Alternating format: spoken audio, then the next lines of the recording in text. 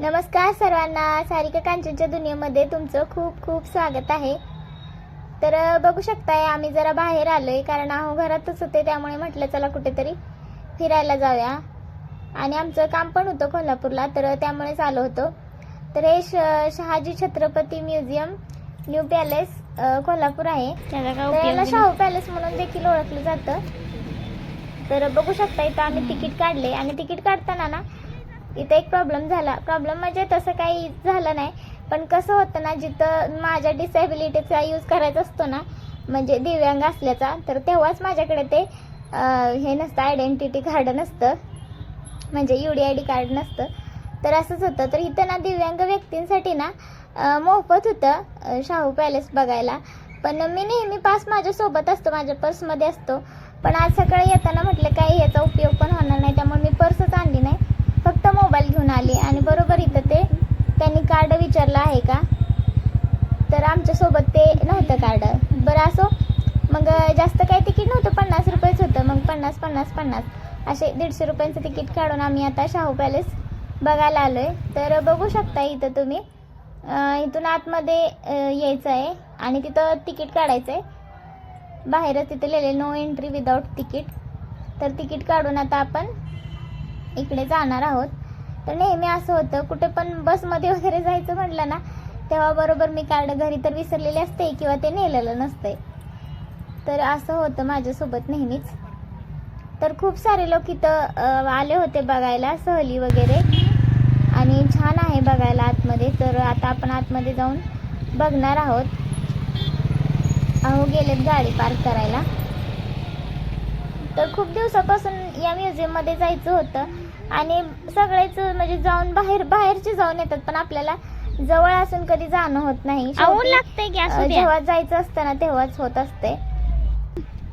तर पहिल्यांदा ते टोपी ठेवून ये लागलेली, मी म्हटलं असू दे घेऊन या, तर घेऊन आले। तिथं बघू शकताय म्हणजे घोडा गाडी आहे, याला टांगा म्हणतात किंवा घोडा गाडी पण म्हणतात। तर मला अगोदरच त्याचं खूप भीती वाटते। तर हा आहे शाहू पॅलेस, आणि इथं बघू शकताय छान अशी झाडं वगैरे लावलेत, आणि ही शाहू महाराजांची म्हणजे प्रतिकृती आहे, स्मारक आहे। तर आतमध्ये काही शूटिंग काढू देत नाहीत, कारण बाहेरच मोबाईल स्विच ऑफ करायला लावतात तिथे गेट पाशीच।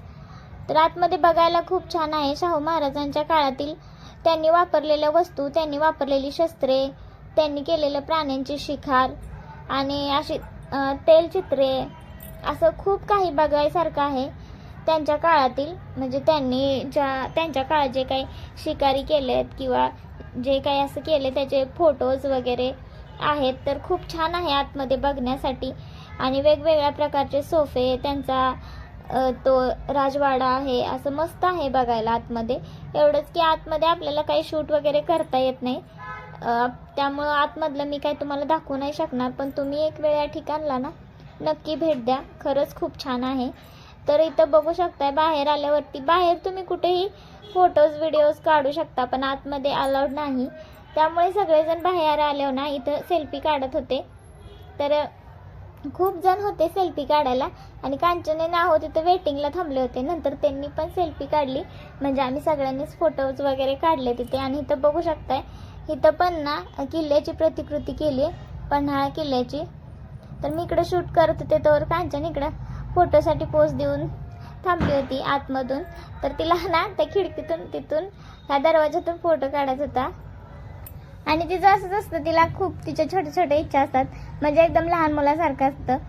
तर इथून फोटो काढायचा आहे, आणि लहान म्हणजे खूप छान वाटतं मला तिचे असे फोटोज वगैरे काढायला।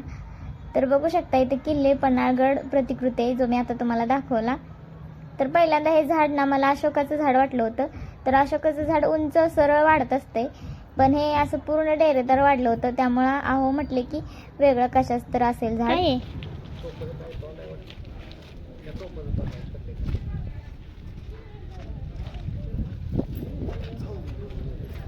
आणि तिथं ना तोफ पण होती, आणि त्याचं थोडंसं असं तुटलेलं होतं। तर हे बघू शकताय, ही ना पॅलेसची दुसऱ्या साईड आहे, दुसरी बाजू आहे।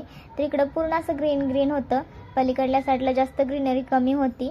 आणि इथं बघू शकताय तुम्ही छान अशी पाण्यात कमळ लावलेले आहेत, तर खूप सुंदर होतं आणि काही काही कमळ असे उगवून देखील आलेले आहेत आणि सोबतच छोट्या छोट्या कुंड्या देखील आहेत, तिथं पण झाडं लावलेली आहेत.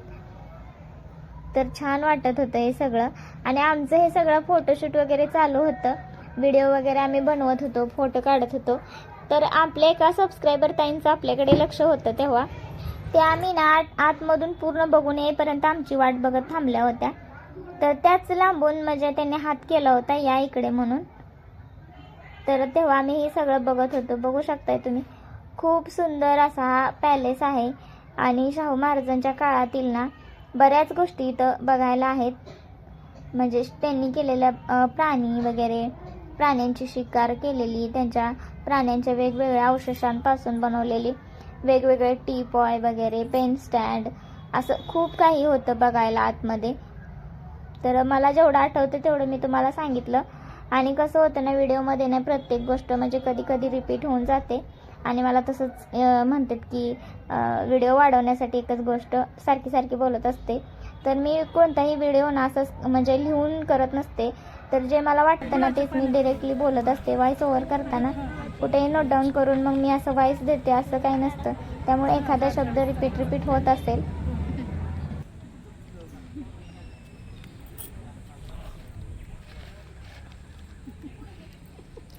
काय नाव आहे त्याचं माहित आहे? सारिकाच आहे माझे नाव. होय. तर ताई आपले व्हिडिओज बघते त्या, तर त्याने आम्हाला हे दिलं होतं. काय म्हणते याला? दशमी. तर खूप छान आहे टेस्ट तर खूप छान लागते. तर मी आता यांना विचारले कसं बनवते ती. आपल्या चॅनलवर नक्कीच ह्याची रेसिपी मी अपलोड करेन. आनंदवाडी, चाकूर तालुका, लातूर जिल्ह्यात. तर या लातूरच्या आहेत, लातूरवरून आपले व्हिडिओ बघते ती. त्यांनीच पहिल्यांदा आपल्याला ओळखलं आणि उशीरपर्यंत थांबले त्यांनी. आम्ही आज जाऊन बघून येऊपर्यंत त्यांनी बाहेरच थांबले होते आमची वाट बघत. तर आम्हाला पण खूप छान वाटलं यांना सगळ्यांना भेटून. सांगा, सोडा वगैरे काय नाही टाकत? नाही, काहीच नाही. आपलंच गव्हाचंच कमी काय आणि गुळ विगरावायचं बारीक वाटी. ते पाण्यातच तिंबायचं. गुळ पाणी कमीच वापरायचं, त्याला जास्त लाटायचं नाही, थोडं थोडं असं जाडजाडच लाटायचं. तर त्यांनी त्यांच्या मोबाईलमध्ये पण ना खूप फोटो काढले आमच्यासोबत आणि त्यांना ना खरंच खूप छान वाटलं भेटून आम्हाला. नंतर त्यांनी ते दशम्या आणल्या होत्या ते आम्हाला दिलं होतं. फणस बघा चांगला आता निघतंय. कुठे आहे दाखव, कुठे आहे फणस निघत? ही फणसच आहे. काळा डूस कसं आहे? पिकलंय. कुठला कुठे? ही हिरो आहे. हिरव असतं का?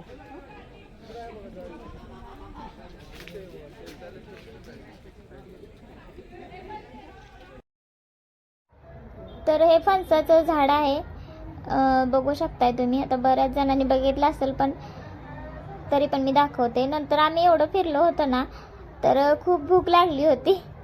त्यामुळे म्हटलं चला कुठेतरी असं छान जेवण वगैरे करूया.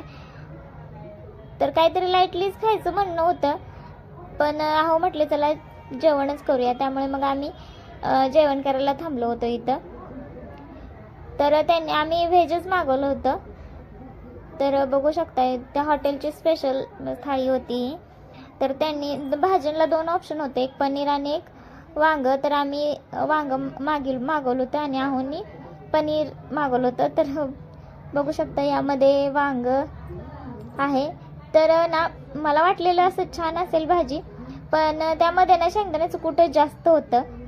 तर भाजीची टेस्ट वगैरे छान होती पण शेंगदाण्याचं कुटाचं प्रमाण खूप होतं त्यामध्ये. आणि आमच्या दोघींमध्ये एक ताट आम्ही घेतलं होतं आणि आहोंसाठी एक घेतलं होतं, कारण एक ताट सेपरेट आम्ही काही खाऊ शकत नाही. तर नेहमी आम्ही कुठे पण जाईल ना तेव्हा असं एक ताट शेअर करत असतो. नंतर उद्या पाडवा आहे त्यामुळे म्हटलं मग ह्याची कडुनिंबाची पालं घेऊन जाऊया, कारण आता तिकडं तर कुठं भेटणार. म्हटलं जाता जाता घेऊन जाऊया. आणि तर चिंचेचं झाड होतं. तर कांचन तुम्हाला माहिती आहे जो की रानमेवा असतो ना तो कांचनला खूप आवडतो. तर त्यामुळे तिने इथं चिंचा काढून आणलेल्या आहेत. तर असा होता आजचा आमचा पूर्ण दिवस. तर तुम्हाला व्हिडिओ कसा वाटला ते कमेंट करून नक्की सांगा. धन्यवाद. भेटूया नेक्स्ट व्लॉग.